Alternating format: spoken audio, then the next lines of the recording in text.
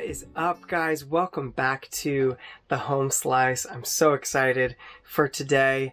But as I enter today, I just gotta say a quick I'm sorry to some of my donors and guys that have been excited about the chop tournament that's been coming up. I've had a whole lot of unforeseen delays due to COVID and whatnot.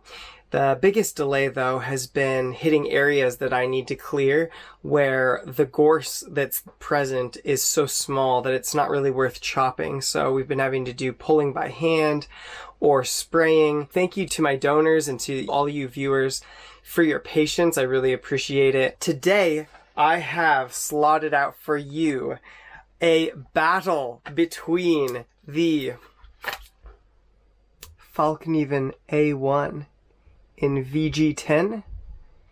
Now this knife did the dual grit test and outperformed all of the other small to medium fixed blades, going 14 hours before it would not slice a tomato skin, which is ludicrous. We've got it headed up against the Tops Silent Hero.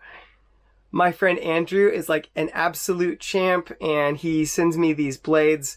He's got a passion for knives, and he graciously sent me back the Tops Silent Hero. Now, why these two blades? Well, because the Tops Silent Hero was the winner of all the chopping tests that I did before I had a BESS tester.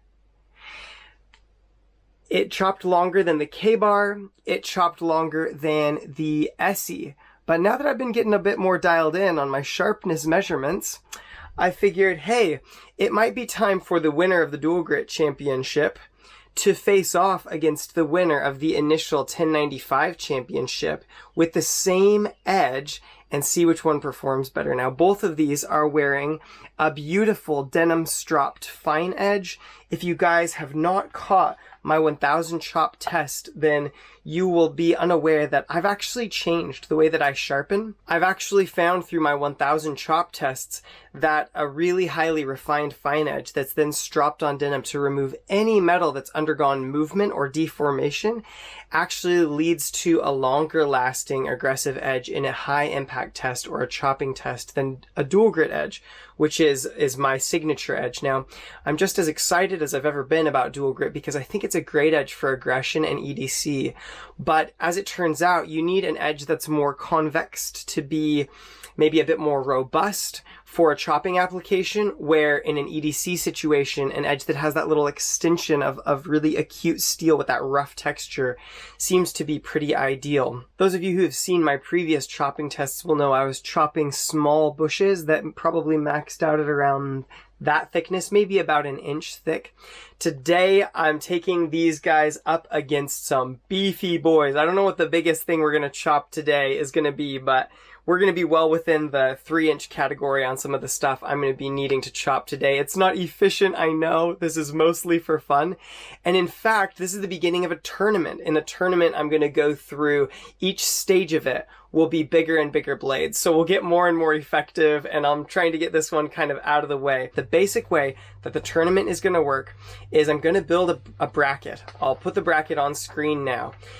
And as I go through the tests, I will reveal what the different blades that are facing off are and their initial BESS test.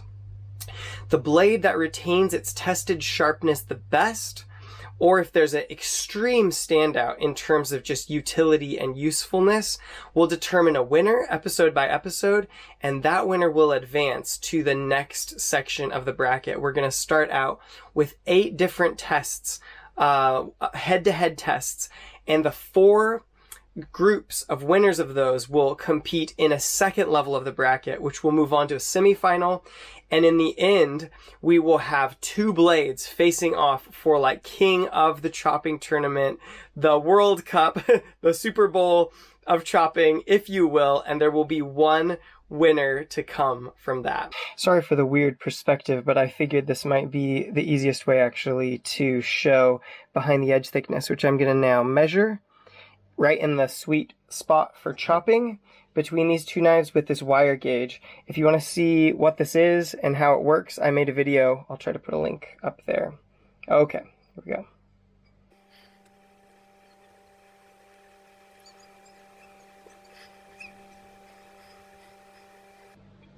Okay, we're right at just about 17.5 thou on the Fallkniven, which kind of makes sense to me why it lasted longer in the tomato slicing test than the tops, but also the tops did about 5 hours and it did about 14, but also why it took more spots that were more heavily damaged. Let's check the tops.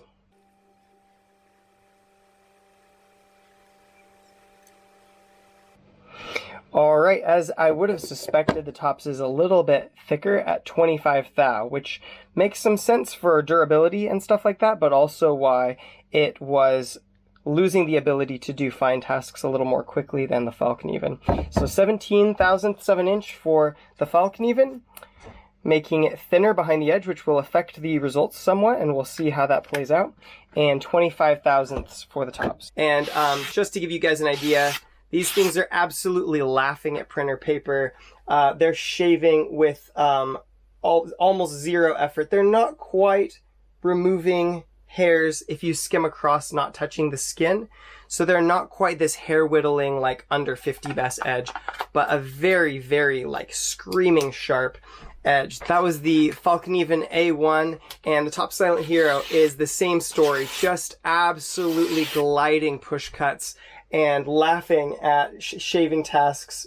This is actually spraying the hair up into the air, if you can see that. So the edges have been oiled, so there's no oxidation going into the test. They respectively are registering at 92 grams and 95 grams respectively. 92 grams on the Fallkniven and 95 grams on the tops.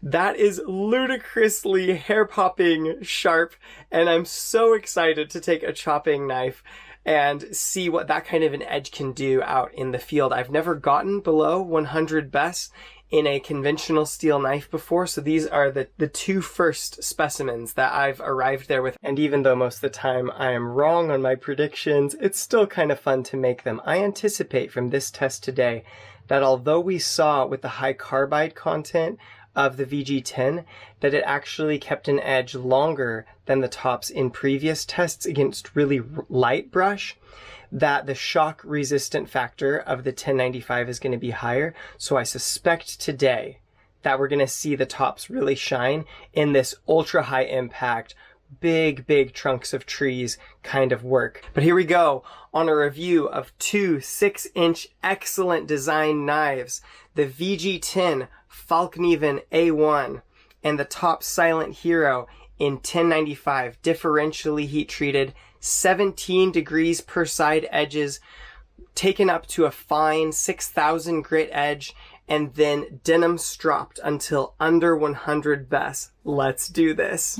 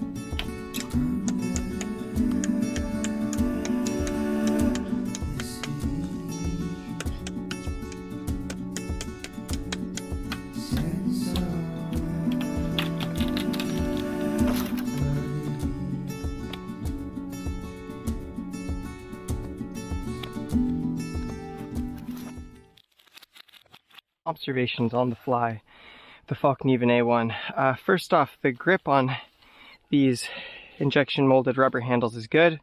My glove is wearing out right there though, and I've already got a pretty decent blister. So make sure that you wear good gloves if you're going to be using a knife for heavy work.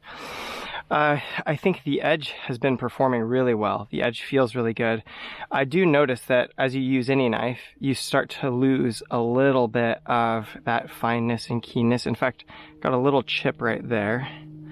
And if the knife has less weight and swing to it, then that is a bigger effect. You can see that's still biting in like almost an inch, but initially it was a lot easier to use, and now it's if you have more weight, you can do more with an edge that's not perfect. As you can see, it's not bad. I mean, here I am chopping down a 3-inch woolly nightshade, but I think this thing does really well on like up to like 1 inch. You can do a nice sort of V-cut, grab it, pull it, done. 90-minute timer has gone off, so we will see how the Fallkniven edge is later. But we are rotating to top silent hero. Let's see how this goes. Top silent hero. Not bad. Feels faster than the Fallkniven. Similarly weighted. Not bad at all.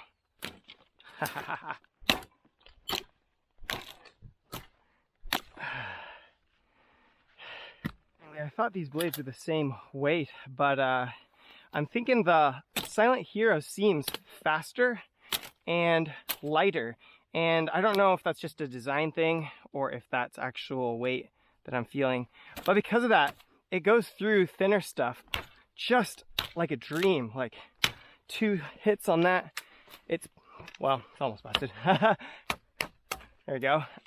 But interestingly, I'm having a bit of a harder time with thicker stuff than the Fallkniven, because the Fallkniven throws like the weight is further forward, but this, it has the speed, but it doesn't quite have the exact same penetration, which is quite a surprise to me. I figured they'd be very similar.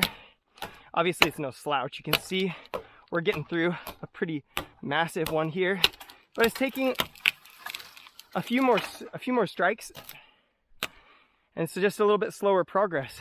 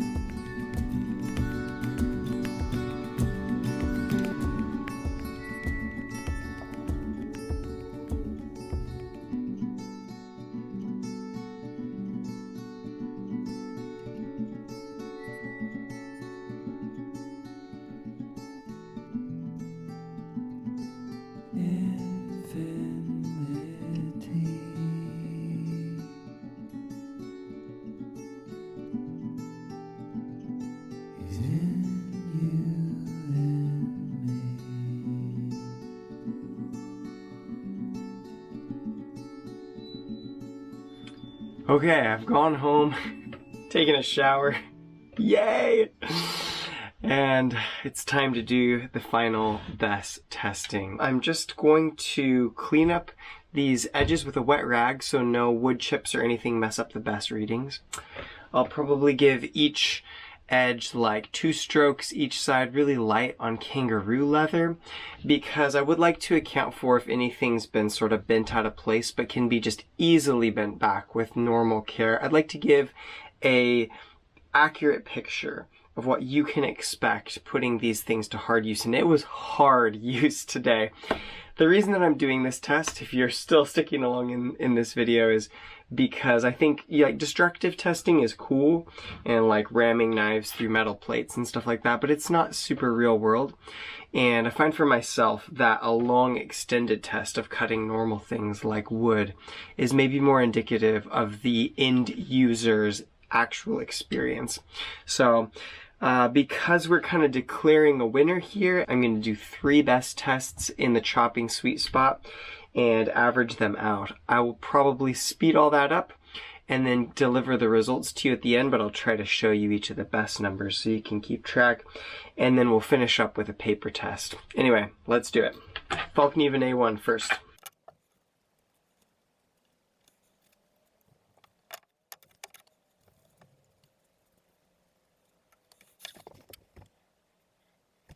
Kangaroo leather is unloaded. By the way, there's no compounds in it whatsoever, so I'm not sharpening right now, just doing a quick realign.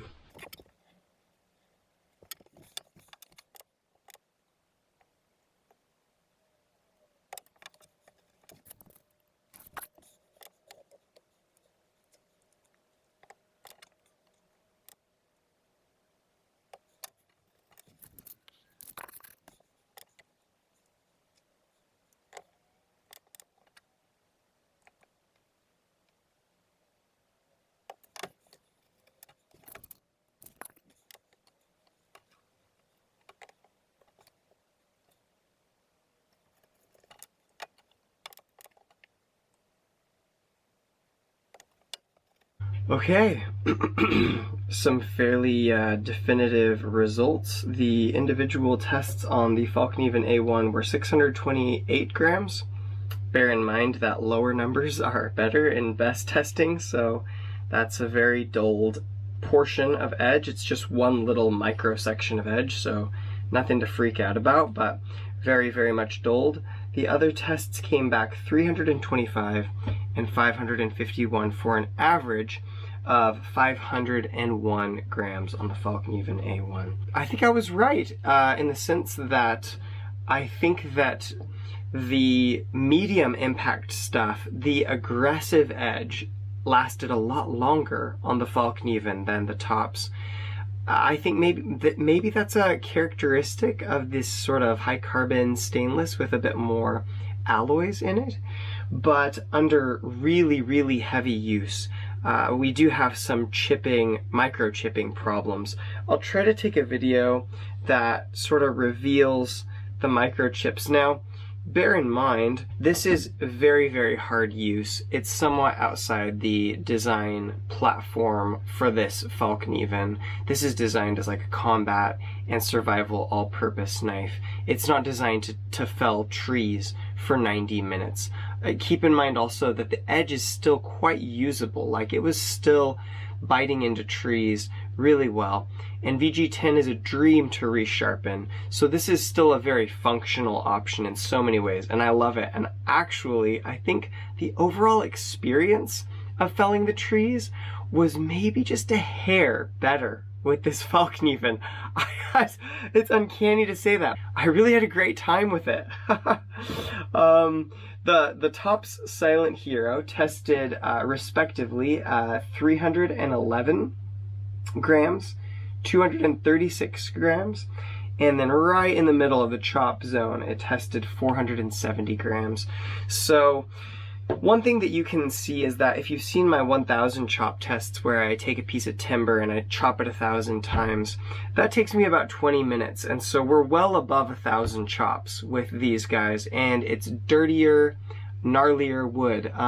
One thing I will say for the tops, I should say that that makes an average of 339 grams, which is quite good actually. If you think 501 grams versus 339 grams, and much more consistent results. Anyway, if you compare this to like the 1000 chop tests I've done, this is a much tougher test. One, because there's dirt and grit on the trees that I'm working on, and two, because it's just so much longer. I'm probably putting several thousand, I would estimate 3,000 to 4,000 chops with each of these knives today. So it's quite a brutal test.